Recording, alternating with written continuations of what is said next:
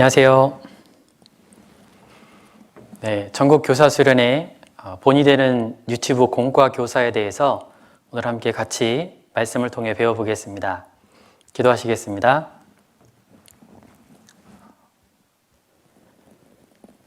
살아계신 우리 아버지 하나님, 우리 영혼을 사랑하셔서 지옥 가운데서 죄 가운데서 구원해 주시고 예수 그리스도의 흘리신 보혈로 말미암아 오직 믿음으로 주님의 자녀 삼아 주신 아버지 은혜에 감사드립니다. 2021년 전국 교사 수련회 본이 되는 교사를 통해서 하나님의 말씀을 배워보고자 합니다. 말씀을 듣고 있는 모든 선생님들에게 합당한 능력과 또 지혜와 주님의 마음을 품도록 도와주시고 우리 어린 아이들에게 하나님의 말씀을 가르치는 교사로 조금 더 부족함이 없도록 인도해 주시옵소서. 오늘 말씀의 시종을 주님께 부탁드리며 우리를 사랑하시는 예수님의 이름으로 기도드렸습니다. 아멘. 우리 성경 히브리서 13장을 같이 찾아보겠습니다. 히브리서 13장 7절입니다.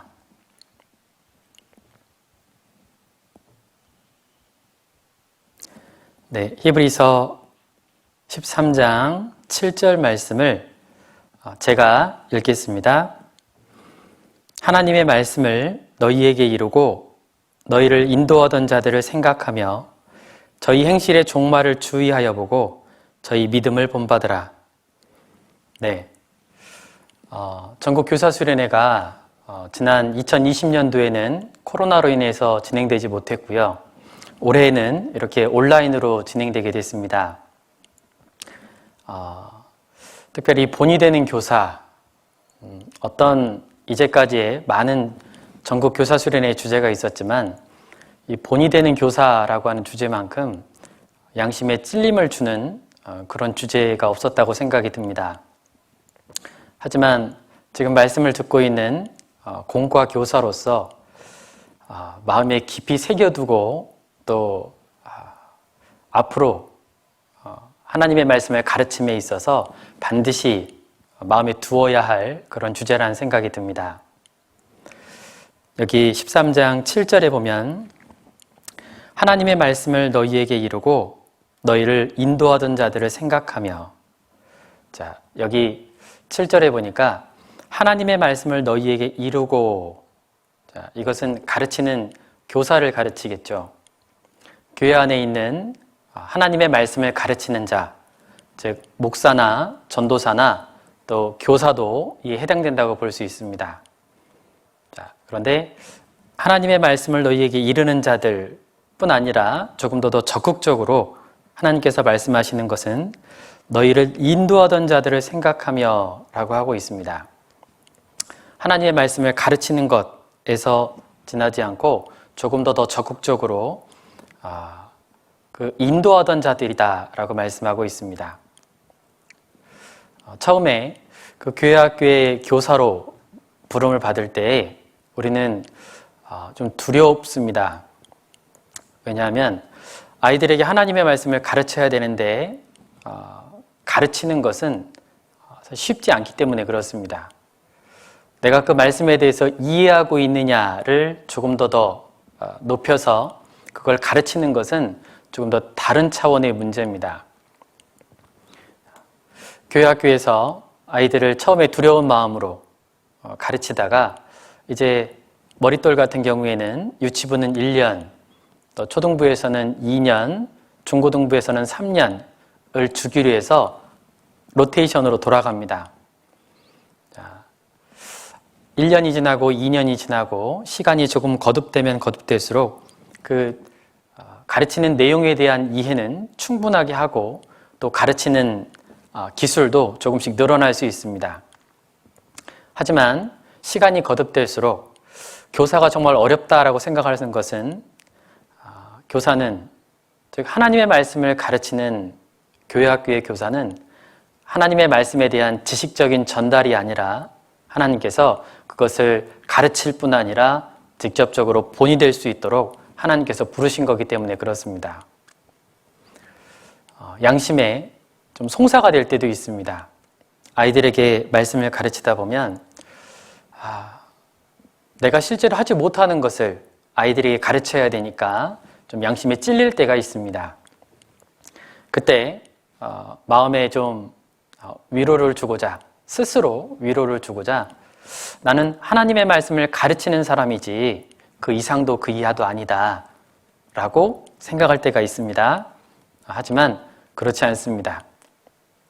우리는 하나님의 말씀을 가르칠 뿐 아니라 그것을 직접적으로 본을 보일 수 있도록 우리를 부르셨습니다. 여기 13장 7절의 마지막에 보니까 믿음을 본받으라 라고 말씀하고 있습니다. 앞에 보니까 너희를 인도하던 자들을 생각하며 저희의 행실의 종말을 주의하여 보고 저희의 믿음을 본받으라. 자, 동사말을 보니까 생각하고 보고 본받으라. 자, 이것은 피교육자 입장에서, 교육을 받는 입장에서 너희들을 인도하던 자들을 한번 생각해보고 주의해서 한번 보고 그리고 본받으라 라고 하고 있습니다. 그러면 교육자의 입장으로 그 입장을 바꿔보면 우리는 지켜봄을 당하는 거죠. 마치 높이 올려놓고 주위에서 관찰을 하는 것처럼 교사는, 특별히 앞에 있는 우리 공과 교사 선생님들은 많은 사람들이 지켜보고 있습니다. 아이들이 지켜볼 뿐 아니라 선생님들이 지켜보고 있고 부모님들이 지켜보고 있고 형제 자매님들이 지켜보고 있습니다. 이 말씀이 참 두렵죠. 이 두려운 말씀 앞에서 우리가 마지막에 보니까 저희의 믿음을 본받으라 라고 하고 있습니다. 많은 것들을 본받을 수 있는데 인격적으로, 도덕적으로 훌륭한 선생님들 많이 있습니다. 그런데 우리는 특별히 하나님의 말씀을 가르치는 사람으로서 무엇을 본받을 수 있어야 되냐면 바로 믿음을 본받을 수 있어야 됩니다. 이 히브리서 13장을 지금 읽었는데요. 이 히브리서는 그 당시에 믿음 때문에 자신이 경제적으로나 사회적으로나 많은 불이익을 당할 수 있는 그런 상황이었습니다. 때로는 목숨의 위협도 당할 수 있는 그런 상황이었기 때문에 그들의 믿음, 그것을 본받을 수 있었어요. 하지만 지금 이 시대는 믿음을 본받기에는 사실 상황이 거의 그런 것은 없어 보입니다. 어떤 믿음의 선택 때문에 많은 손해를 봐야 되는 그런 상황이 요즘 이 시대에는 거의 찾아볼 수가 없습니다. 하지만 그 당시 이 히브리서 13장이 기록될 당시만 해도 믿음의 선택은 많은 손해를 감수해야 했는데 앞에서 말씀을 가르치는 그 인도하던 자들이 실제로 믿음을 선택하는지 그것을 한번 주의하여 보고 그 믿음을 본받으라 라고 말씀하고 있는 겁니다. 자, 그 밑에 책자와 같이 보고 계실 것 같은데요. 자, 2번에 보시면 본의 새 바퀴라고 이름을 정했습니다. 본을 받을 때 우리가 본을 보여야 할 때 크게 세 가지를 유념해야 되는데 그 한 가지는 바로 행함이고 그리고 가르침이고 그리고 또 한 가지는 친밀함입니다. 자, 우리 사도행전 1장 1절에 나와 있는 말씀을 제가 읽어보겠습니다. 데오빌로여, 내가 먼저 쓴 글에는 무릇 예수의 행하시며 가르치시기를 시작하신부터. 자, 이 사도행전은 아시다시피 누가복음의 속편의 성격을 띠고 있죠. 자, 누가에 의해서 기록되어졌습니다. 자, 그런데 이 사도행전 1장 1절에서 예수님께서는 과연 어떻게 제자들 앞에서 행하셨는지를 볼 수 있습니다. 예수님의 사역을 요약하자면 이 사도행전 1장 1절을 꼽을 수 있을 겁니다. 그 예수님은 가르치시기에 앞서서 먼저 행하셨고 그리고 가르치시기를 하셨습니다. 가르치고 행한다. 물론 맞습니다. 그런데 자신이 먼저 행하고 나서 그리고 나서 그걸 가르치셨어요. 이 말씀을 보면 에스라와도 참 유사하다는 생각이 듭니다. 에스라가 여호와의 율법을 준행하고 연구하고 준행하여서 그것을 가르치기로 결심했죠. 자, 그것처럼 예수님께서도 먼저 자신이 하나님의 말씀에 대해서 순종함을 보이셨고 그리고 많은 제자들에게 그걸 하라라고 그렇게 가르치셨습니다. 기독교인은 아니지만 우리에게 잘 익히 알려져 있는 인도의 간디라고 하는 사람이 있습니다. 한 예화를 보니까 이 간디라고 하는 사람이 우리에게는 익히 알려져 있는 사람인데 우리는 인도의 민족 해방의 지도자로서만 알려진 것이 아니라 전 세계적으로 존경을 받는 그런 사람이죠. 한 가지 재미있는 예화가 있는데 한 어머님께서 자신의 그 아들을 데리고 간디에게 데려왔답니다. 왜 데려왔는가를 보니까 그 조그만 어린아이가 사탕을 끊지를 못하는 거예요. 그러니까 계속 이가 썩어 들어갔습니다. 그것을 보고 어머니가 이 아이가 간디를 아주 존경하기 때문에 이 간디 한마디면 이 아이가 들을 수 있다는 걸 알기 때문에 그 사탕을 끊지 못하는 자녀를 데리고 간디에게 찾아온 거예요. 그리고 간디에게 부탁했습니다. 이 아이에게 한마디만 해주십시오. 그러면 이 아이가 바로 사탕을 끊을 겁니다. 자, 그런데 간디는 조금 생각하더니 그 어머니에게 한 달 뒤에 오십시오 라고 했답니다. 좀 의아했지만 그 간디의 말을 듣고 한 달 뒤에 왔습니다. 그런데 그 간디가 다시 한 번 더 이야기하더랍니다. 한 달만 더 있다가 오시기 바랍니다. 역시 그 이유는 궁금했지만 그 말에 따라서 한 달 뒤에 찾아왔습니다. 그리고 간디가 그 아이를 앞에다 두고 이야기합니다. 얘야, 이 사탕은 건강에 좋지 않으니 끊는 것이 좋겠구나. 그 아이가 앞에 있는 자신이 존경하는 간디의 말을 듣고 실제 사탕을 이제 끊겠다고 다짐을 했습니다. 자, 어머니는 이제 간디에게 물어봤습니다. 어째서 바로 2달 전에 한마디면 되는 것을 왜 2달 동안이나 미루셨습니까? 자, 그때 간디가 했던 말은 사실 저도 사탕을 좋아하는 편입니다. 그런데 저도 끊지 못하는 그 사탕을 아이에게 끊으라고 하는 것이 맞지 않기 때문에 제가 사탕을 끊은 후에 아이에게 그 말을 하고자 2달을 기다리라고 말씀드린 겁니다. 자, 아주 작은 사탕이라고 하는 조그만 예화이지만 그가 왜 민족의 지도자가 아닌 전 세계적으로 존경을 받는 그런 위인이 되었는지 알 수 있습니다.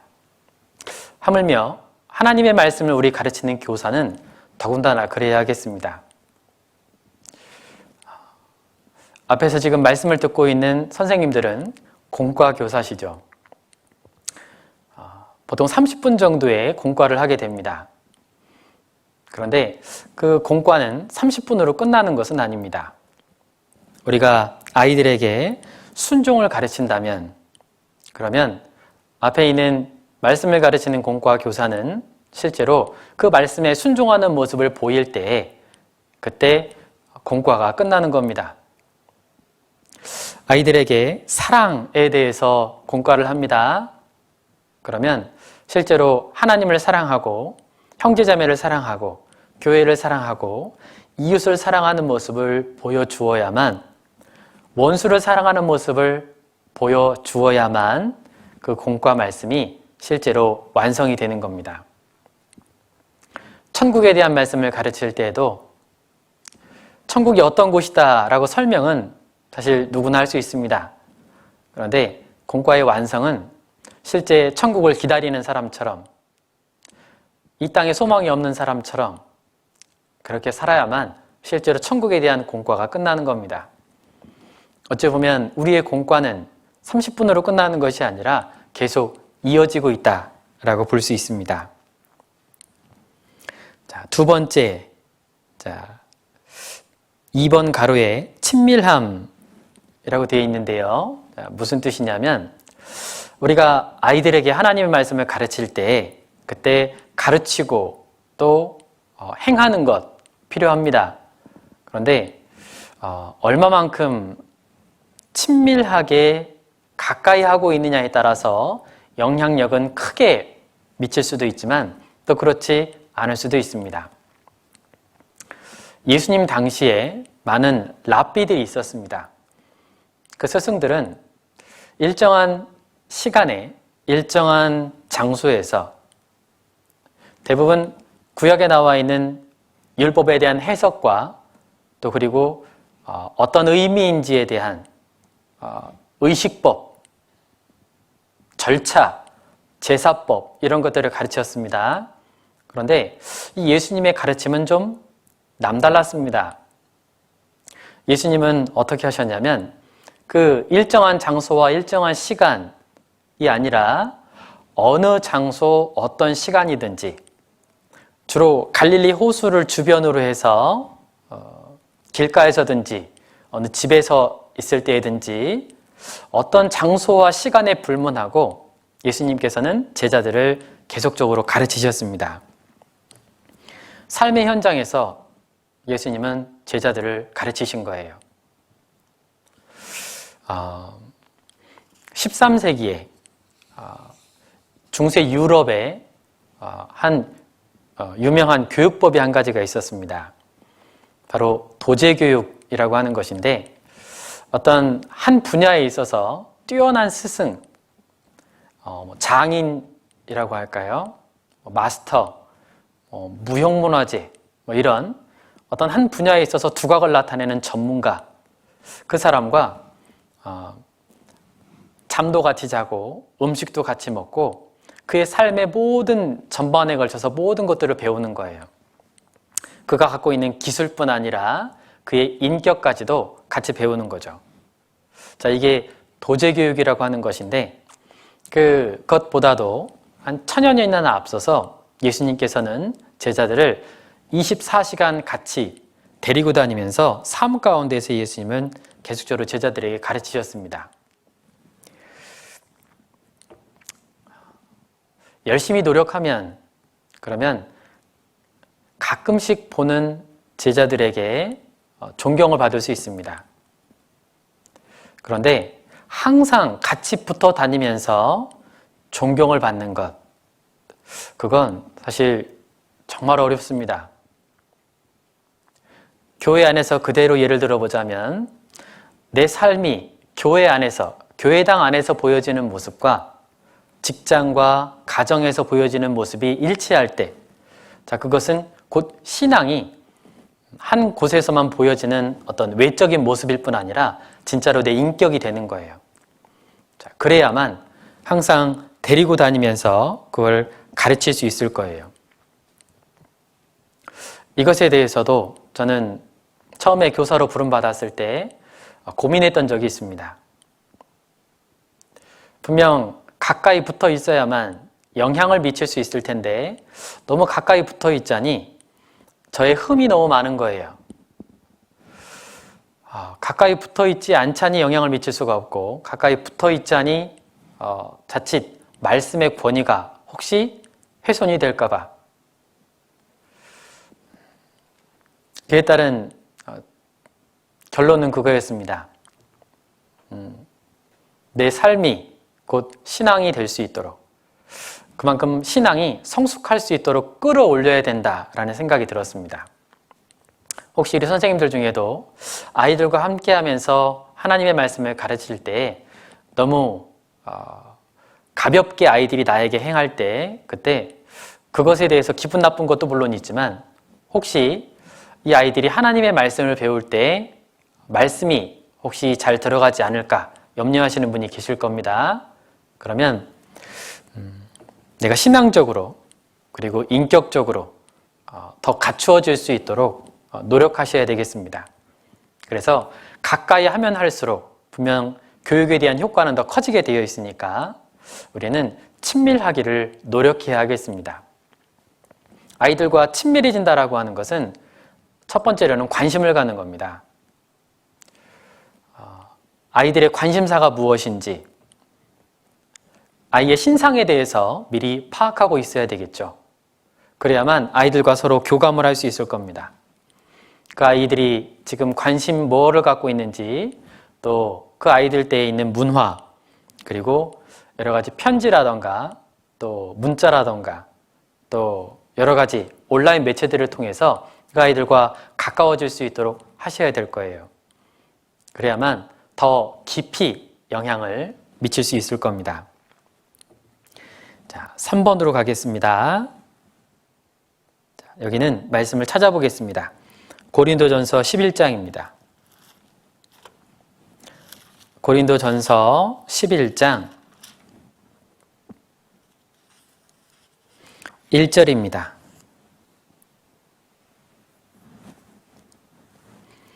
고린도전서 11장 1절. 네, 1절 말씀을 제가 읽겠습니다. 내가 그리스도를 본받는 자 된 것 같이 너희는 나를 본받는 자 되라. 자, 전국 교사 수련회 말씀의 주제가 본이 되는 교사입니다. 자, 본이 된다는 건 어떤 모델이 된다라는 뜻인데요. 우리가 따라가야 할 모델은 바로 예수 그리스도이시죠. 예수님께서 우리에게 보여주셨던 본을 교사가 따라가고, 그리고 그 교사를 보고 보이지 않는 예수님을 우리를 통해서 볼 수 있도록 해주는 것이 바로 본이 되는 교사입니다. 우리는 사도 바울께서 이 고린도 교회에 보내는 서신에 2번이나 너희는 나를 본받는 자가 되라 라고 하신 말씀을 알고 있습니다. 자, 그런데 실제로는 자신을 본받으라고 하는 것이 아니라 그 앞에 내가 그리스도를 본받는 자 된 것 같이, 그렇습니다. 사도 바울만이 하실 수 있는 말씀 같습니다. 내가 그리스도를 본받는 자 된 것처럼 너희는 나를 본받으라. 우리는 우리를 통해서 예수 그리스도의 모습을 아이들에게 보여줄 수 있어야 됩니다. 특별히 총 5가지를 주제를 뽑았는데요. 앞에 있는 3가지는 여기 가로 1번에 보면 겸손과 섬김, 그리고 순종과 기도, 용서와 사랑. 이 앞에 있는 3가지의 주제는 예수님께서 잡히시기 전날 하셨던 것을 찾을 겁니다. 예수님께서 이제 때가 이른 줄 아시고, 이제 아버지께로 갈 때가 이른 줄 아시고, 이제 3년 반 동안에 제자들과의 행했던 그 삶에 있어서 가장 중요하게 가르쳐주고 싶으셨던 것을 하셨을 겁니다. 그 중에 첫 번째가 여기 13장 12절부터 15절까지 나와 있는 세족식입니다. 세족식은 예수님께서 제자들의 발을 씻기시는 내용을 기록하고 있습니다. 생각해보면 이 세족식은 마태, 마가, 누가, 요한복음 이 4가지의 복음서 중에서 다른 복음서에는 기록되어 있지 않고 요한복음에만 기록되어 있습니다. 만약에 4가지의 복음서 중에서 한 가지의 복음서에만 제자들의 발을 씻기신 내용이 기록되어야 한다면 그것은 아마도 마가복음일 것 같습니다. 왜냐하면 종의 복음이니까요. 그런데 가장 들어가면 어울리지 않을 것 같은 복음서, 즉 하나님의 아들로 오신 예수님이 바로 제자들의 발을 씻기시는 모습이 이 요한복음 13장에 기록되어 있는 거예요. 그것은 아마도 이 하나님의 아들이 왜 이 땅에 오셨는가를 가장 대표적으로 보여줄 수 있는 한 가지의 것이 바로 이 세족식이기 때문에 그랬을 겁니다. 발이라고 하는 건 우리 몸에서 가장 더러움을 많이 타는 부분이죠. 그 더러운 죄를 예수님께서 씻겨주시기 위해서 이 땅에 오신 거예요. 또 한 가지는 예수님께서 제자들의 발을 씻기신 또 한 가지의 이유는 바로 천국에서는 누가 큰지를 가르쳐 주시기 위함이었을 겁니다. 섬김은 받는 자가 크냐, 섬기는 자가 크냐. 예수님은 실제로 이 땅에 섬김을 받으러 오신 것이 아니라 섬기러 오셨습니다. 하나님 앞에서는, 하나님 나라에서는 섬김을 받는 자가 큰 것이 아니라 섬기는 자가 큰 자가 된다라고 하는 것을 예수님께서 보여주신 겁니다. 그리고 또 한 가지 이 세족식을 통해서 가르쳐주고 싶으셨던 건 바로 섬김의 본이었습니다.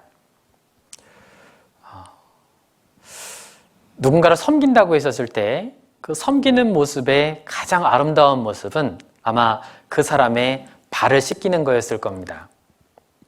그 당시에 종이라는 것이 있었죠. 물론 지금은 종이라는 것이 없지만 그 당시엔 종이 있었습니다. 주인의 여러 가지 집안의 대소사, 허드렛 일을 도와주는 많은 종들이 있었는데 그 중에 한 종은 주인이 바깥에 돌아갔다 오면 이 발이 더러워졌을 때 그 발을 씻겨주는 역할을 하는 종이 있었답니다. 그건 많은 종들 가운데서도 가장 천한 종이 하는 역할을 다름 아니라 예수님께서 행하신 겁니다. 우리도 교회 안에서 섬김을 받기 위해서 이 땅에 있는 것이 아니라 교회 안에 있는 것이 아니라 섬기려고 우리는 교회 안에 있다라는 걸 예수님께서 이 본을 통해서 우리에게 가르쳐 주십니다.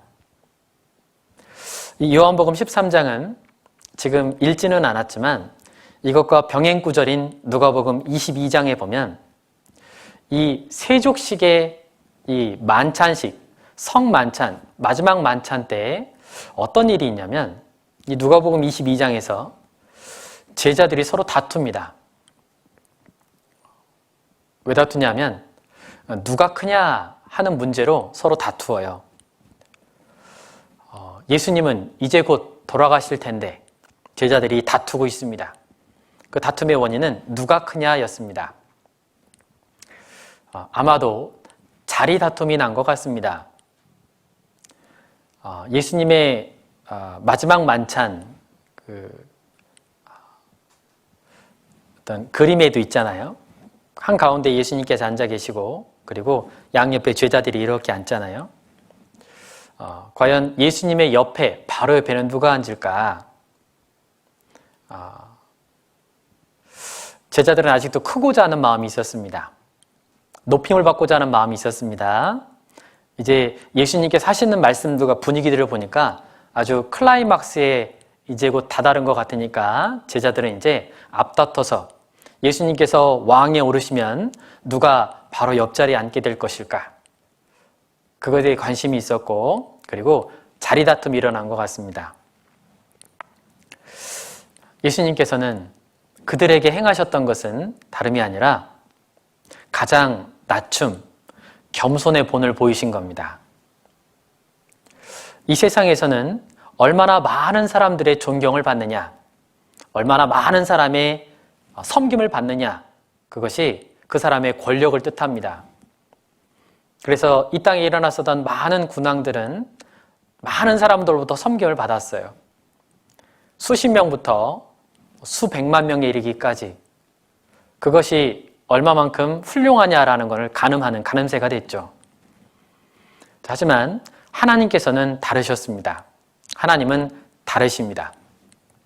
얼마만큼 섬김을 받느냐가 아니라 내가 얼마만큼 섬겼느냐 하는 것이 바로 천국에서 큰 자가 될 수 있는 겁니다. 예수님은 마음이 온유하고 겸손하셨습니다. 예수님의 대표적인 성품은 온유하고 겸손하심인데 보통 사람들이 어떤 말수가 적고 부드럽고 매너가 좋으면 그러면 겸손하다라고 합니다. 그런데 실제로 그렇지 않을 수 있습니다. 외적으로는 그렇게 나타나지만 실제 마음은 겸손하지 않을 수 있어요. 예수님은 마음이 온유하고 겸손하니 나의 멍에를 베고 내게 배우라. 그리하면 너희 마음이 쉼을 얻으리니. 마음이 교만한 사람이 마음의 쉼을 얻지 못합니다. 혹시 이 말씀을 듣고 있는 선생님 중에서 마음에 지금 쉼을 얻지 못하시는 같은 선생님, 동료 선생님들 간의 문제로 인해서, 형제 자매와의 문제로 인해서 혹시 지금 마음에 문제가 되신 분이 계시다면 마음의 쉼을 얻는 방법을 이 예수님의 말씀을 통해서 배워봅니다. 마음이 온유하고 겸손하니 그러면 너희 마음이 쉼을 얻으리라. 네, 예수님은 겸손하셨을 뿐 아니라 그분은 섬기기 위해서 이 땅에 오셨습니다. 자, 우리가 본받아야 할 예수님의 첫 번째 모습은 바로 겸손하시고 또 섬기는 모습입니다. 두 번째, 우리가 본받아야 할 예수님의 모습은 마태복음 26장 39절에 바로 겟세마네 동산에서의 기도를 볼 수 있습니다. 예수님께서 잡히시기 전날 그 동산에서 제자들과 함께 겟세마네 동산으로 오르셨습니다. 자, 그리고 기도하는 모습이 여기 26장 39절에 있는데요. 제가 읽겠습니다. 조금 나아가사 얼굴을 땅에 대시고 엎드려 기도하여 가로되 내 아버지여 만일 할만하시거든 이 잔을 내게서 지나가게 하옵소서. 그러나 나의 원대로 마옵시고 아버지의 원대로 하옵소서 하시고. 자, 예수님께서 기도하시는 모습을 보면 좀 특별했습니다. 예수님은 밤늦게도 기도하시고 아직 해가 뜨기 전에도 기도하셨습니다. 홀로 멀찌감치 가셔서 제자들이 간혹 예수님을 찾아 나설 때가 있었어요. 예수님께서 기도하시면 그것에 대해서 하나님은 응답해 주셨습니다. 기적과 같은 일들이 벌어지고 하나님의 기도 응답을 나타나는 것을 보고 제자들이 한 번은 예수님께 제자 기도에 대해서 물어보죠.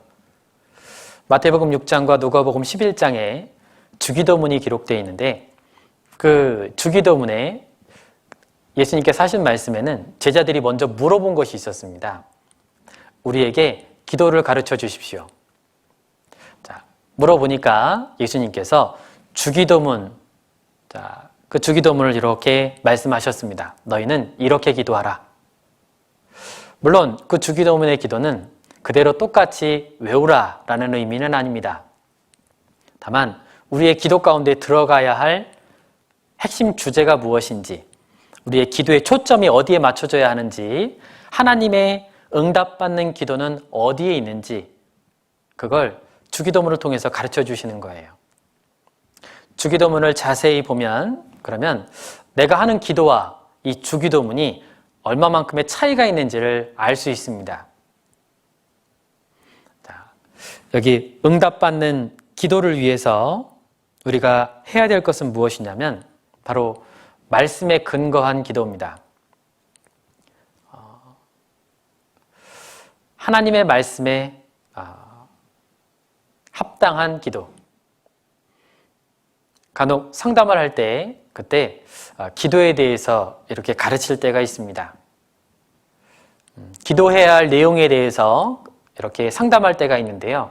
그때 부탁을 드리는 것은 기도를 할 때는 반드시 그 기도를 하나님께서 들어주셔야 할 성경적인 근거가 있어야 합니다. 라고 그렇게 말씀을 드립니다. 네, 그렇습니다. 어제도 그랬을 테고 오늘 가까이 있는 아침에도 아마 기도하셨겠죠. 그 기도는 대부분 반복적일 겁니다. 어제 했던 기도를 오늘 하고 있고 한 달 전에 했던 기도를 아마 지금도 하고 계실 겁니다. 그런데 그 기도를 하실 때 우리는 내 기도, 하나님께서 내 기도를 들어주셔야 할 근거를 다름 아니라 하나님 말씀에서 찾을 수 있어야 됩니다. 자, 그러면 반드시 그 기도 들어주십니다. 아직 그 시기가 이르지 않았을 뿐이지 내가 하는 기도에 대해서 하나님이 응답해 주셔야 할 근거가 말씀에 있다면 그건 반드시 이루어집니다. 하지만 말씀에 근거하지 않은 기도, 그것은 다시 한번 그 기도 가운데 있는 내용을 돌아보고 수정해 보아야 될 필요가 있습니다. 예수님의 또 한 가지의 기도의 특징은 히브리서 5장 7절로 9절에 보면, 자, 그 밑에 있지요. 그는 육체에 계실 때에 자기를 죽음에서 능히 구원하실 이에게 심한 통곡과 눈물로 간구와 소원을 올렸고, 자, 예수님의 기도의 또 한 가지의 우리가 본받아야 할 모습은 정말로 간절하게 기도하셨다는 겁니다. 여기 7절에 보면 심한 통곡과 눈물로, 그리고 마태복음 26장 39절에 보면 얼굴을 땅에 대시고 엎드려 기도하여 가라사대. 예수님께서 기도하실 때 그분은 땅에 얼굴을 대셨습니다. 우리가 보통 살고 있는 이런 바닥이 아니라 실제 흙이 있는 그 땅에다가 예수님은 얼굴을 대셨어요. 낮출 수 있는 최대한 낮춤의 자세, 겸손의 가장 낮춘 자세에 넙죽 엎드리신 거죠. 그건 정말로 간절할 때 나타나는 그런 행위일 겁니다. 우리가 기도에 응답받지 못하는 큰 이유 중에 한 가지는 바로 간절함 때문일 겁니다. 얼마만큼이나 간절하게 원하느냐, 그것이 기도의 응답을 끌어낼 수 있는, 하나님의 능력을 땅으로 끌어내릴 수 있는 열쇠가 거기 있다는 생각이 듭니다. 자, 그러면 어떻게 하면 간절해질 수 있을까? 혹시 이거에 대해서 고민해 보시면 계십니까? 원하긴 원하는데 간절하게 정말로 원하지를 않는 거예요. 간절하지 않은데 간절하다고 말하는 것도 맞지 않고요. 한번 생각해 보시기 바랍니다. 어떻게 하면 간절해질 수 있을까? 힌트를 드리자면 어려움입니다. 어려움이 있을 때 그때 간절해집니다. 누군가를 전도할 때라던가 내가 하나님의 뜻을 행하고자 할 때 그때 언제 정말로 간절하게 기도가 되냐면 방해가 있거나 고난이 있을 때, 핍박이 있을 때 그때 간절해집니다. 그런데 문제는 우리가 그 어려움을, 그 고난을 피하고자 하는 데에 원인이 있는 거예요. 여기 7절의 후반부에 보면 그의 경외하심을 인하여 들으심을 얻었느니라. 예수님은, 예수님의 기도의 또 한 가지의 특징은, 우리가 본받아야 할 또 한 가지의 기도의 모습은 바로 자신의 생각과 하나님의 말씀이 서로 맞지 않을 때 자신의 생각을 접고 하나님 말씀에 순종하는 겁니다. 그의 경외하심을 인하여 들으심을 얻었느니라. 기도에 대한 응답은 내가 원하는 대로 되는 것이 아니라 하나님의 뜻을 알고 내가 거기에 순종하는 겁니다. 그러면 하나님께서 그것을 행할 수 있는 힘을 주십니다. 여기 히브리서 5장 7절로 9절에도 보면 8절에 보니까 그가 아들이시라도 받으신 고난으로 순종함을 배워서 온전하게 되었은즉, 순서가 있습니다. 아들이시라도 고난으로 순종함을 배워서 온전하게 되었은즉. 자, 아들이시지만 그분은 순종하셨습니다. 고난받는 것에 순종하셨어요. 그래서 온전케 되셨습니다. 고난을 통해서 우리가 하나님의 들으심을 경험할 수 있습니다. 세 번째, 우리가 본받아야 할 예수님의 모습은 바로 요한복음 13장 1절에 있는 이 말씀입니다. 제가 읽어보겠습니다. 유월절 전에 예수께서 자기가 세상을 떠나 아버지께로 돌아가실 때가 이른 줄 아시고 세상에 있는 자기 사람들을 사랑하시되 끝까지 사랑하시니라. 자, 예수님께서 잡히시기 전날 마지막 만찬을 하기 전 그때 예수님께서 사랑하셨는데 그런데 끝까지 사랑하셨다라고 말씀하고 있습니다. 어떤 사람들은 예수님은 다른 많은 사람들을 사랑하시지만 나는 사랑하시지 않는다라고 생각하는 분들이 의외로 많습니다. 왜냐하면 자신이 예수님의 사랑을 받기에는 부족하다라고 스스로를 알기 때문이래요. 자, 그런데 여기 이 자기 사람들을 사랑하시되 끝까지 사랑하시니라 해서 바로 자기를 팔려고 하는 유다마저도 예수님께서 사랑하시는 모습을 보면 예수님은 사랑하지 않는 사람이 없습니다. 그럼에도 불구하고 사랑하신다. 혹시 아주 어렸을 때 구원을 받았다면 혹시 내가 율법적이다. 혹시 너무 율법적이라서 좀 불편하다라고 생각하는 분이 계시다면 그 마음을 조금 바꿔보십시오.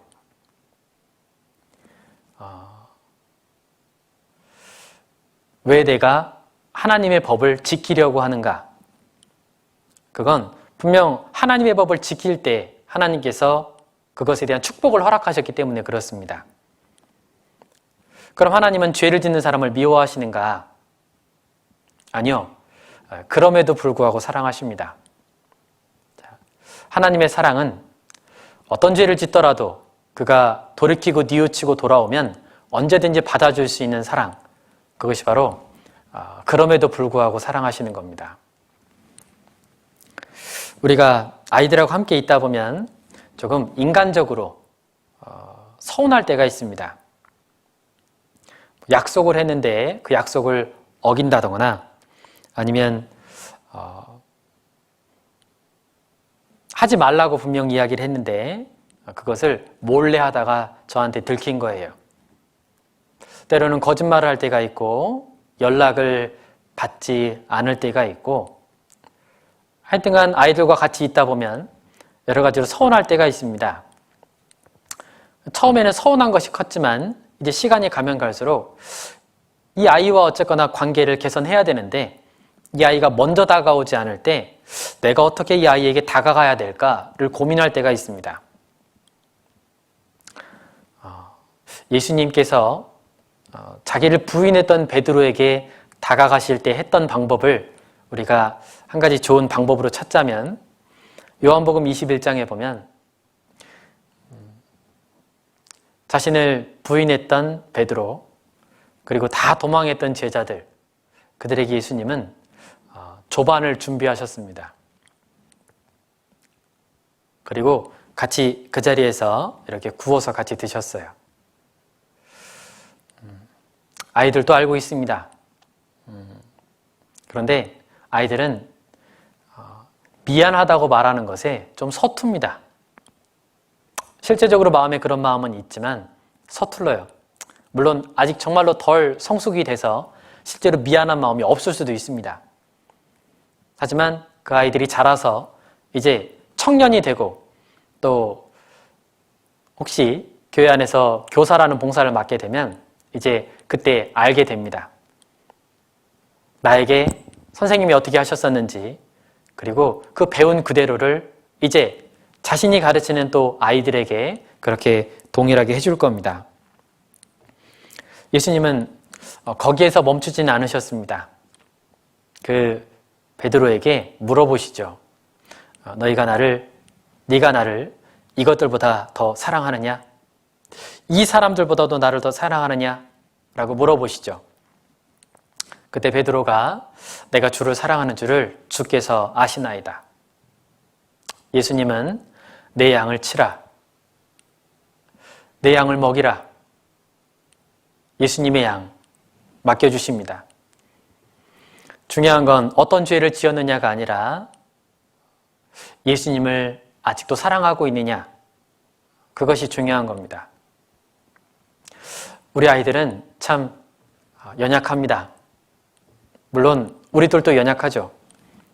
그런데 그 연약했던 제자들 변화시켰던 건 바로 예수님의 용서와 사랑이었습니다. 마찬가지로 우리 선생님이 지금 이 자리에 있게 된 것은 아마 주변의 선생님들과 부모님들의 용서와 사랑으로 아마 이 자리에 계시지 않을까요? 그건 우리 아이들도 마찬가지입니다.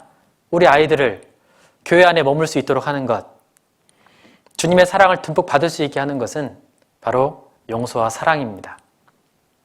언제든지 팔 벌려서 기다리고 있고 언제든지 돌이키면 용서해 주리라는, 마치 제자들이 형제가 내게 죄를 범하면 몇 번이나 용서해 주리이까? 7번까지 하오리이까? 예수님은 7번뿐 아니라 70번에 7번이라도 할지니라. 자, 그 말씀은 예수님께서 그렇게 하시겠다는 뜻입니다. 나는 그렇게 못하지만 너희는 그렇게 해라 라고 하시는 게 아닙니다. 언제든지 진심으로 뉘우치고 회개하고 돌아오면 언제든지 받아주시겠다. 그것이 70번에 7번이라 할지라도 우리들도 그런 마음을 본받아야 하겠습니다. 자, 네 번째는 바로 긍휼입니다. 자, 이 말씀은 함께 찾아보겠습니다. 요한복음 8장입니다. 요한복음 8장 7절입니다. 요한복음 8장 7절.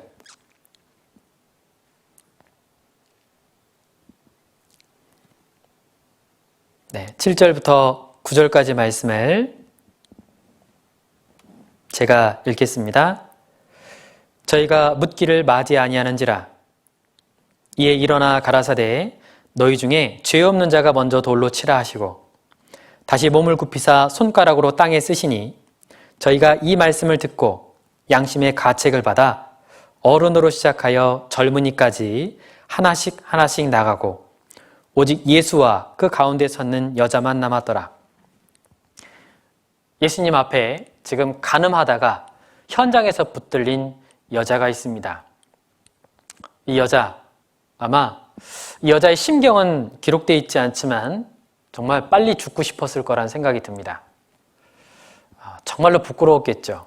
정말 창피하고 차라리 이런 부끄러움을 당하며 사느니 차라리 죽는 게 낫겠다라고 아마 생각하고 있었을 것 같습니다. 그 여자에게 사람들은 물어봅니다. 물론 예수님을 찾고자 하는 질문이었지만 이 여자를 돌로 칠까요? 율법에는 분명 돌로 치라고 되어 있는데 어떻게 할까요? 그때 예수님의 대답은 그들로 하여금 양심의 가책을 갖게 했는데 바로 죄 없는 자가 돌로 치라 였습니다. 죄가 없으면 돌로 치라. 그들은 예수님의 그 말 한마디에 먼저 자신을 돌아보게 됐습니다. 처음에는 앞에 있는 그 여자, 현장에서 잡혀온 그 여자에 대한 율법의 잣대를 가지고 이런 사람 반드시 쳐서 죽이라고 돼 있으니까 죽어야 돼 라고 하는 율법의 잣대를 가지고 들이댔습니다.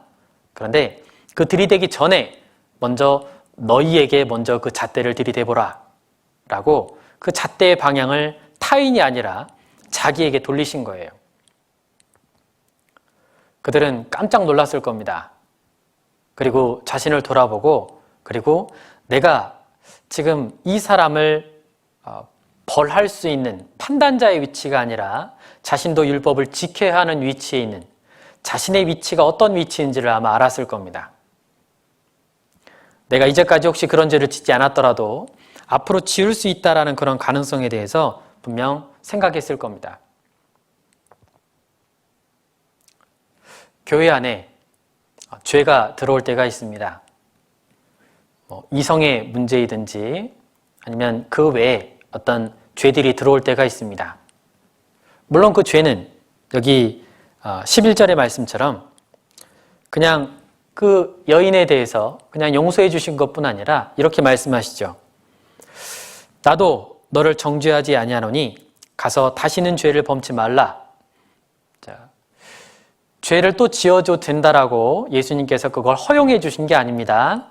분명 죄는 죄니까 그렇게 하면 다시는 짓지 말라라고 훈계를 하셨습니다.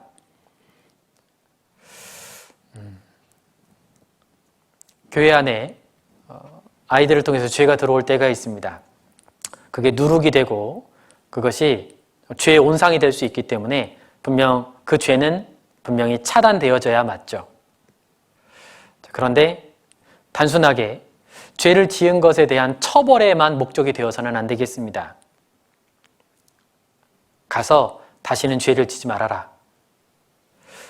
죄를 다시 안 짓는 것이 중요한 것이지 일벌백계로 삼거나 단순히 법을 어겼으니까 혼나야 되는 그것에서만 멈춰서는 안 된다는 거예요.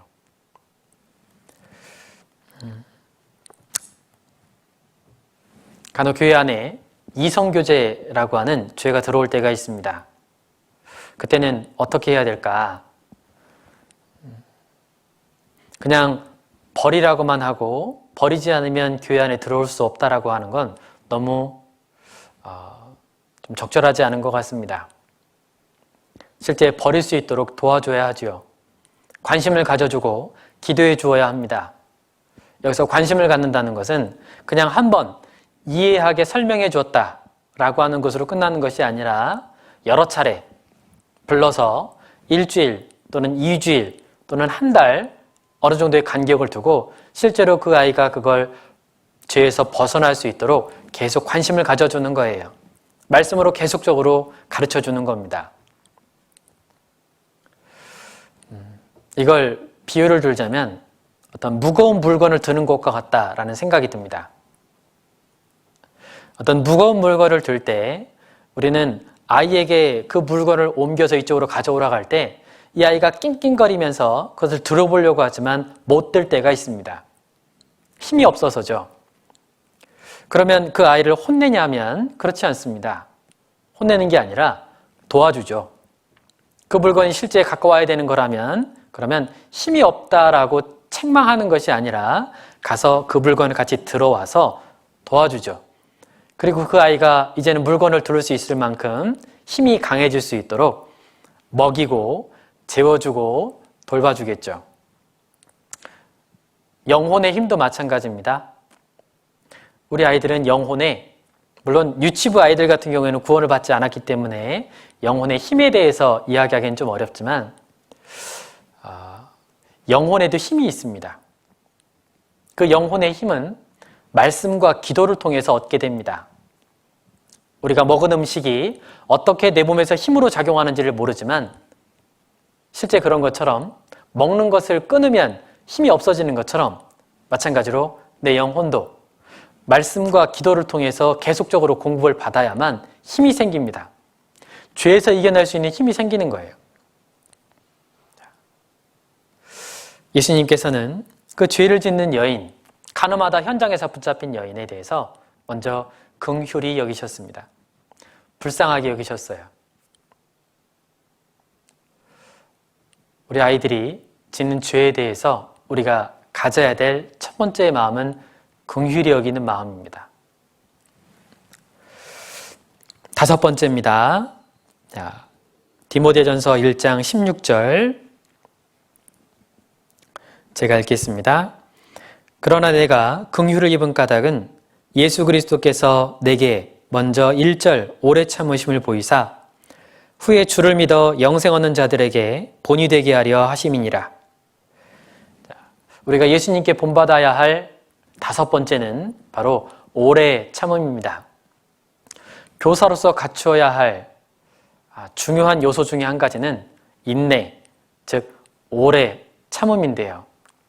여기 사도 바울의 이 디모데전서 1장 16절의 말씀을 보면 예수 그리스도께서 내게 먼저 1절 오래 참음을 보이사 후에 주를 믿어 영생 얻는 자들에게 본이 되게 하려 하심이니라. 자, 후에 영생을 얻는 자들에게 나 같은 사람도 주님께서 오래 기다려주시고 참아주셨다. 자, 그걸 본을 보여주셨다라고 아주 겸손하게 표현하고 있습니다. 바울, 자신과도 같은 사람을 예수님께서 오래 참아주시지 않았느냐, 하물며 너희들이겠느냐 라면서 자신을 낮추는 어떤 겸손의 표현으로 이런 말씀을 하셨는데요. 예수 그리스도께서 먼저 1절 오래 참음을 보이사. 네, 예수님께서는 오래 참으셨습니다.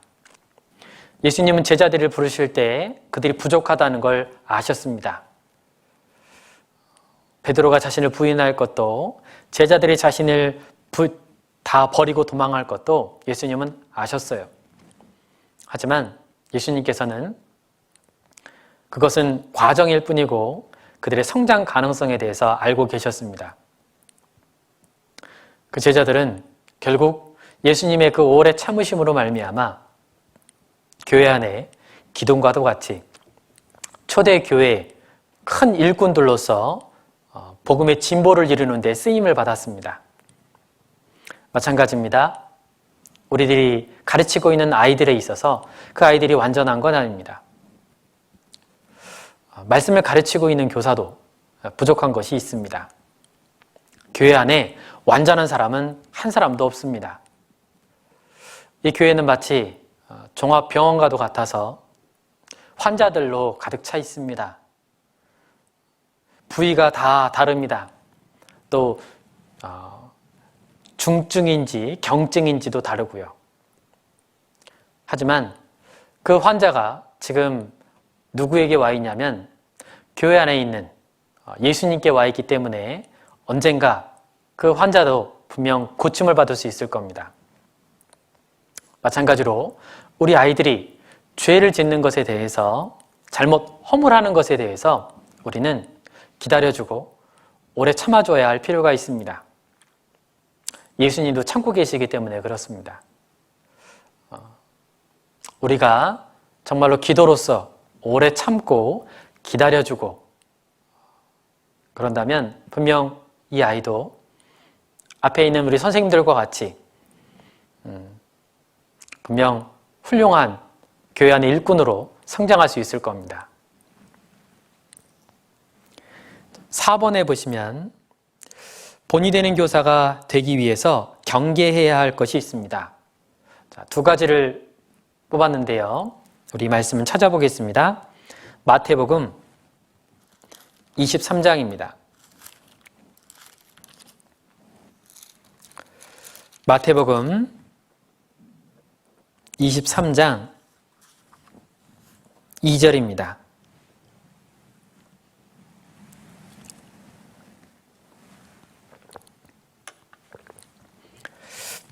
마태복음 23장 2절. 네, 제가 읽겠습니다. 서기관들과 바리새인들이 모세의 자리에 앉았으니 그러므로 무엇이든지 저희의 말하는 바는 행하고 지키되 저희의 하는 행위는 본받지 말라. 저희는 말만 하고 행치 아니하며. 자, 이 지금 읽은 마태복음 23장은 예수님이 하신 많은 설교 가운데 가장 강한 설교 중에 한 가지지 않나 싶습니다. 정말로 예수님께서 하신 말씀이 맞을까 싶을 만큼 아주 그 바리새인과 서기관에 대해서 아주 강하게 질타를 하시는데요. 그들의 바리새인과 서기관에 대한 그 수식 어구가 무엇이냐면 바로 외식하는 이였습니다. 이 외식이라고 하는 건 마치 자신은 그렇게 하는 것처럼 하는 겁니다. 실제 자신도 하지 못하면서 그것을 하는 것처럼 하는 거예요. 그게 외식입니다. 예수님은 외식에 대해서 아주 강하게 질타하셨어요. 그 바리새인과 서기관들이 다름 아니라 모세의 자리에 앉았습니다. 모세는 지도자의 자리죠. 가르치는 위치입니다. 이끄는 위치예요. 그곳에 있는 그들에게 왜 스승의 자리, 왜 높은 위치에 앉아 있을까? 모세의 자리에 앉아 있을까? 그건 높임을 받는 거기 때문에 그렇습니다.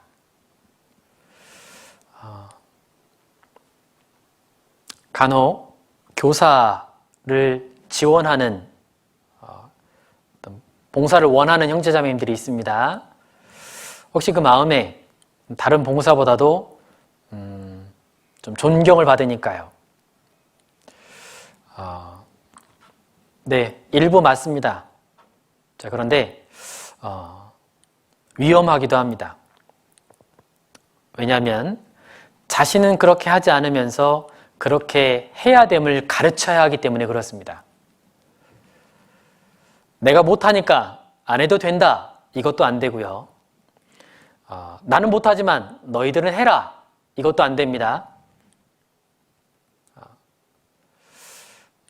내가 먼저 행하고 그리고 하도록 가르쳐야 됩니다. 이게 교사의 유익입니다. 그런데 그렇게 하지 못할 경우에는 외식할 수 있습니다. 마치 나는 그렇게 하는 것처럼. 그런데 여기 3절 후반부에 보면 저희는 말만 하고 행치 아니하며, 네, 정말로 짧은 그런 구절이지만 큰 정말 창처럼 양심을 푹 하고 찌르는 것 같습니다.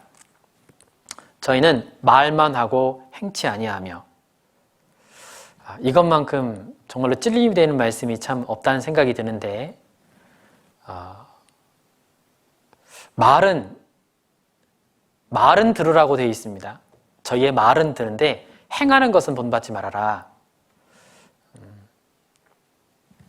외식의 첫 번째 의미는 바로 자신은 그렇게 하지 않으면서 그렇게 하는 척 하는 겁니다.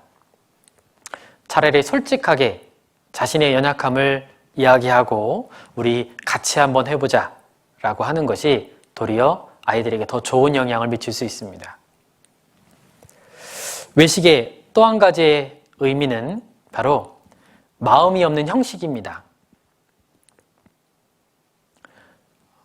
형식은 그럴듯하게 갖춰져 있는데 마음이 빠져 있는 것이 바로 외식입니다. 요한복음 4장에 보면 예수님께서 사마리아 여인과의 대화 중에 하나님, 우리 아버지께서 찾으시는 예배자가 있다. 그 아버지께서 찾으시는 예배자. 둘러보시면서 진정 그렇게 예배하는 자가 있는지 찾아보신다. 어떤 자들이냐면 바로 신령과 진정으로 예배하는 자를 찾고 계시다 라고 말씀하십니다. 지금 이 시간에도 하나님께서는 성령으로 거듭나서 성령의 인도함을 받으며 진실한 마음으로 예배하는 자를 찾고 계십니다. 외적으로 형식은 점차 거룩해지고 점차 그 격식을 갖추어 갈 수 있습니다. 그런데 마음이 빠질 수 있습니다. 가장 중요한 것인데 형식은 그럴듯한데 마음이 빠져 있는 거예요. 그게 외식입니다. 이 사마리아 여자는 예수님에게 어디에서 예배해야 됩니까? 라고 장소를 물어봅니다. 우리 조상들은 이 산에서 예배하였고, 그런데 당신들은 예배할 곳이 예루살렘에 있다 하더이다. 즉 예배할 장소가 어디입니까? 를 물어보는데 예수님의 대답은 너희가 아버지께 이를 때가, 너희가 직접 아버지께 예배할 때가 이를 것이다 라시면서 장소에 구애받지 않고 너희가 직접 아버지께 예배할 때가 이를 것이다 라고 말씀하셨습니다.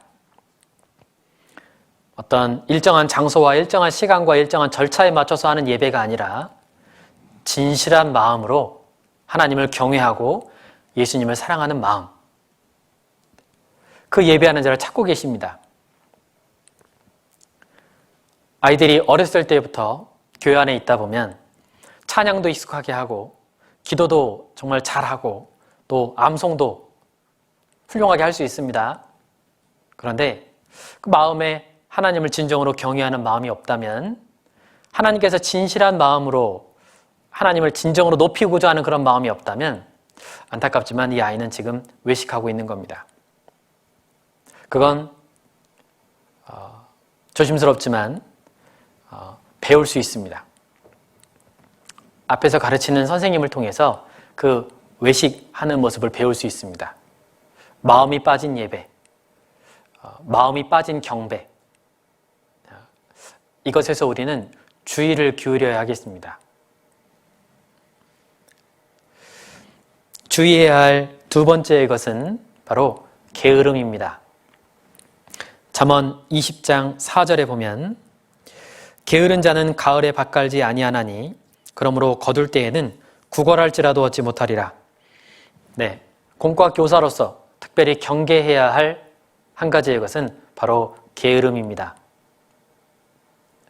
유치부 공과 교사라면 그 공과의 내용이 1년간 계속적으로 반복되기 때문에 처음에는 좀 준비를 많이 해야겠지만 두 번째는 조금만, 세 번째는 거의 준비하지 않아도 되고 네 번째는 진짜로 성경이랑 PPT만 가져가도 됩니다. 하지만 그 주제가 나왔을 때, 나에게 공과가 맡겨졌을 때, 그때 말씀에 대해서 충분히 묵상하고 그리고 암송하고 충분히 성실하게 준비해야 합니다. 물론 가르치는 것은 하나님께서 주시는 은사입니다. 교사도 은사입니다. 누군가는 많이 받았을 수 있고요. 누군가는 적게 받았을 수 있습니다. 그리고 그 적게 받은 사람이 나일 수 있습니다. 정말 가르치는 은사가 적은 경우가 있어요. 달라고도 구해야 되긴 하겠지만, 그렇지만 성실하게 준비한다면, 부지런히 준비하고 기도로 준비하고 정말 최선을 다해서 준비한다면, 그러면 준비되지 않은 공과보다는 아이들에게 훨씬 더 좋은 영향을 미칠 수 있습니다. 우리가 경계해야 될 것, 바로 게으른 공과 준비입니다.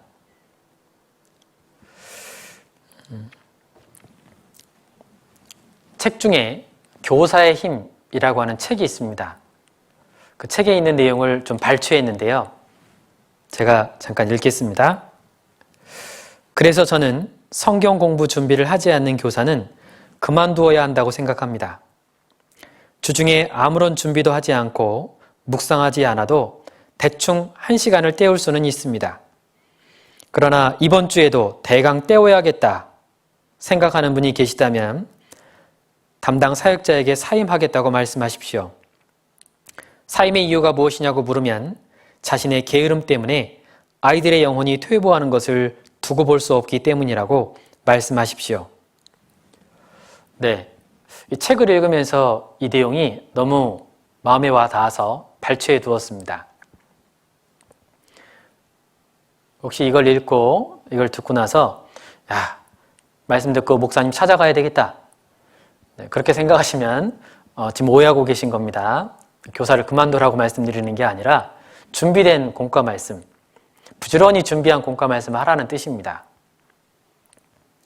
우리가 하나님의 말씀에 대해서 그 권위를 크게 여기고 또 준비된 만큼 아이들에게 좋은 영향을 미칠 수 있습니다. 하지만 반대로 준비되지 않은 공과는 아이들에게 아주 안 좋은 영향을 미치게 됩니다. 진리가 희석될 수 있고 아이들의 영혼을 망칠 수 있습니다. 무엇보다 자신 또한 하나님 앞에 가면 큰 책망을 받게 될 겁니다. 공과 교사로서 주의해야 할 한 가지는 바로 게으름입니다. 자, 5번에 보시면 교사가 본이 되지 못할 때 생기는 문제들이 있습니다. 10가지 정도를 기록했는데요. 읽으면서 설명드리겠습니다. 자, 교사가 본이 되지 못할 때 그때 생길 수 있는 문제점들입니다. 첫 번째는 말씀의 권위가 떨어집니다. 시편 138편 2절에 보면 주께서 주의 말씀을 주의 모든 이름 위에 높게 하셨습니다. 하나님의 이름보다도 높이 하는 것이 말씀인데, 그런데 준비되지 않은 말씀이 그 말씀의 권위를 낮출 수 있습니다. 두 번째는 교사에 대한 신뢰도가 떨어질 수 있습니다. 나 한 사람으로 인해서 교사에 대한 권위가 실추가 되는 거예요. 교사의 권위는 필요합니다. 권위주의는 문제지만 권위는 필요합니다. 권위가 없는 교사, 말씀에 대해서 쉽게 여길 수 있습니다. 세 번째부터는 실질적으로 나타나는 외적인 현상인데요. 학생들의 출석률이 떨어질 수 있습니다. 학생들의 신앙 성장이 더뎌질 수 있고 전도가 잘 이루어지지 않을 수 있고 교회 안에 세상 것이 들어오고 교회 학교가 활성화되지 않고 그리고 교제에서 떨어지는 학생들이 생기게 되는데 영향을 줄 수 있습니다. 자, 이러한 모든 현상들이 본이 되지 못하는 교사에 영향을 받고 있다는 겁니다. 교회 안에서 일어나는 모든 일들이 이것으로만 다 귀결될 수는 없습니다. 하지만 분명 한 가지 원인이 될 수 있습니다. 에스라가 신앙의 부흥을 꾀했죠. 율법을 가르칩니다. 그런데 그때 이스라엘 사람들이 특별히 앞서서 일하는 지도자들이 이방 여인과 통혼하는 모습을 봤을 때 그가 옷을 찢고 수염을 뜯으면서 기가 막혀서 앉아 있습니다. 실제 자신이 한 죄가 아닌데도 자신의 민족이 한 것을 마치 자신이 한 죄처럼 그렇게 통회하는 모습을 봐요. 우리도 마찬가지여야 됩니다. 교회 안에서 일어나고 있는 모든 문제에 우리는 책임의식을 가져야 됩니다. 그게 리더입니다. 그게 지도자이고 그게 가르치는 스승입니다. 9번째, 다른 교사에게 좋지 않은 법을 그대로 따르게 할 수 있습니다. 특별히 신입 교사 선생님들에게 갓 교회학교 교사를 시작하는 분에게 안 좋은 영향을 미칠 수 있습니다. 그리고 10번째, 교사 자신에게도 즐거운 교사 봉사가 되지 못하며 개인 신앙에도 손실을 가져올 수 있습니다. 자, 이런 것들에 대해서 한번 생각해 보시면 좋겠습니다. 6번째는 본이 되는 교사가 받는 축복이 있습니다. 앞에서 이야기한 이런 것들은 본이 보지 못할 때 나타나는 그런 악 영향들입니다. 그러면 내가 교사를 계속 해야 할 이유가 무엇일까? 그건 여기 6번에 나와 있는 것처럼 본이 되는 교사가 받는 축복이 있기 때문에 그렇습니다. 읽어보겠습니다. 본이 되는 교사가 받는 축복. 예수님을 더 알고 그분을 더 사랑하게 됩니다. 2번, 말씀을 더 많이 깨닫게 하여 주십니다. 3번, 학생들의 신앙 성장을 통해 기쁨과 보람을 느끼게 하여 주십니다. 4번, 학생들과 함께 전도하며 전도의 열매를 맺게 됩니다. 5번, 교사 자신의 신앙 성장이 빠르게 이루어집니다. 6번, 하나님과 사람에게 칭찬을 받고 존귀히 여김을 받습니다. 7번, 많은 달란트가 개발됩니다. 8번, 주님께 귀히 쓰임 받을 수 있는 기회가 주어집니다. 9번, 좋은 지각과 올바른 판단력을 주십니다. 10번, 학생들에게 존경과 사랑을 받을 수 있습니다. 자, 이것들이 이것들 외에도 물론 많을 겁니다. 이건 보여지는 것들이라고 볼 수 있다면 보여지지 않는 신령한 축복들은 이거보다 훨씬 더 많을 겁니다. 자, 7번에 보시면 본이 되는 교사로서 새로운 시작을 다짐하며, 자, 누가복음 9장 23절에 제가 읽겠습니다. 또 무리에게 이르시되 아무든지 나를 따라오려거든 자기를 부인하고 날마다 제 십자가를 지고 나를 좇을 것이니라. 자, 여기 예수님께서 제자를 부르실 때 그 제자의 기준이 나와 있습니다. 그런데 예수님께서 제자를 부르실 때는 어떤 특별한 자격 조건이 크게는 없었습니다. 그 당시에 랍비들, 그 당시의 스승들은 제자를 선발했을 겁니다. 아무나 제자로 부른 게 아니라 제자를 부를 때에도 그 랍비들은, 당시의 랍비들은 선발했어요. 왜냐하면 자칫 제자들로 인해서 자신의 명성에 흠집이 갈 수 있기 때문에 제자들을 아무나 부르지는 않았을 겁니다. 하지만 예수님을 보십시오. 예수님은 제자를 부르실 때 조건을 두지 않으셨습니다. 어부도 좋고 세리도 좋고 농부도 좋고 누구든지 좋다. 아무든지 나를 따라오려거든. 예수님 제자의 조건은 없습니다. 그런데 내 제자가 되려거든 먼저는 자기를 부인해야 한다. 내 생각을 접어야 된다. 그리고 날마다 자기 십자가를 지고 나를 좇을 것이니라.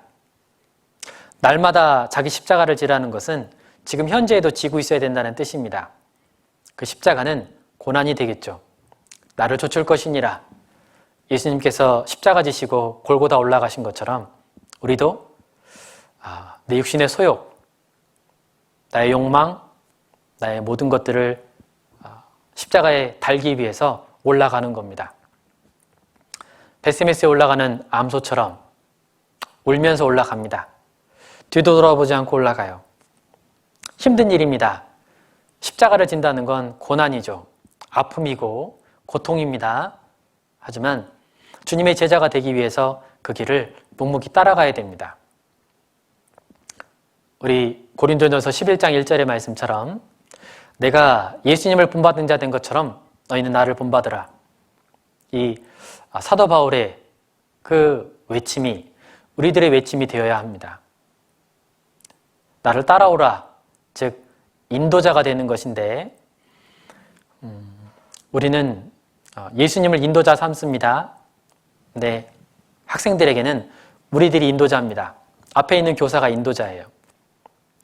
인도자는 여행으로 따지면 가이드와 같습니다. 그 가이드, 훌륭한 가이드를 만나면 목적지를 명확하게 알고 있습니다. 지금 어디 가고 있는지, 얼마만큼 왔는지, 그리고 거기에 가면 어떤 것을 볼 수 있는지 희망을 심어줍니다. 그리고 위험한 상황이 닥칠 때 보호해줍니다. 에피소드들도 많아가지고 많은 다양한 이야기들로 즐겁게 해줍니다. 시간 가는 줄 모르게 해줘요. 좋은 가이드를 만나면 그 여행을 즐겁게 정말 여행할 수 있습니다. 반대로 안 좋은 가이드를 만나게 되면 지금 우리가 가는 목적지가 어딘지를 모르고 이리저리 방황하게 만듭니다. 위험한 상황이 벌어지면 본인 혼자 도망가기에 바빠요. 늘상 자리를 비울 때가 많고 그리고 정작 필요할 때 그 위치에 있지 않습니다. 좋은 인도자,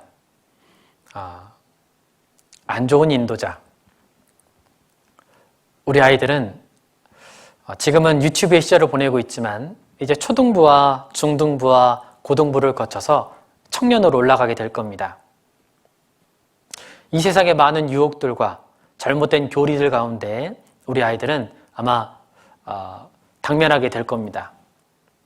그때 준비되어 있을 수 있도록 진리를 바르게 분별하고 그리고 하나님의 뜻이 무엇인지를 바르게 안 상황에서 믿음의 방패를 가지고 말씀의 검, 성령의 검을 들고 당당하게 나아갈 수 있도록 이 아이들에게 준비를 시켜주셔야 됩니다. 많은 신천지라던가 여러 가지 사이비 이단 집단들은 그 주된 포섭의 타깃이 청년들입니다. 아무것도 모르는 청년, 잘못된 교리에 빠져서 영혼을 망쳐요. 그 영혼에게 우리들이 지금 맡겨져 있습니다. 하나님이 정말로 사랑하시는 그 영혼들을 하나님께서 우리 선생님들에게 특별히 앞에서 제1선에 있는 공과 교사 선생님들에게 맡겨주셨습니다. 말씀으로 가르치라고 그리고 그 말씀의 본이 되라고 하나님께서 우리를 불러주신 겁니다. 네, 여기 밑에 있는 예화가 있는데요. 이 예화는 한번 읽어보시면 좋겠습니다.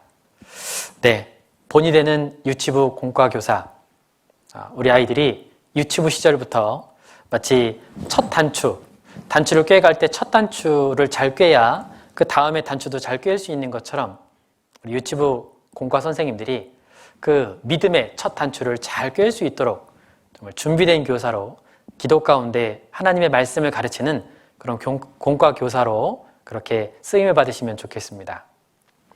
네, 제가 기도하고 마치도록 하겠습니다. 우리를 사랑하시는 고마우신 아버지 하나님, 전국 교사 수련회를 통해 하나님의 말씀을 가르쳐 주시니 감사합니다. 본이 되는 교사로서 우리 어린 아이들이 하나님의 말씀으로 잘 양육되어서 이 다음에 교회의 귀한 일꾼으로 교회의 귀한 기둥과도 같이 귀히 쓰임받을 수 있도록 도와주시옵소서. 우리 유치부 공과 선생님들에게 그에 합당한 능력을 주시고 우리 아이들에게 본이 되는 귀한 선생님들이 될 수 있도록 도와주시옵소서. 우리를 사랑하시는 예수님의 이름으로 기도드렸습니다. 아멘.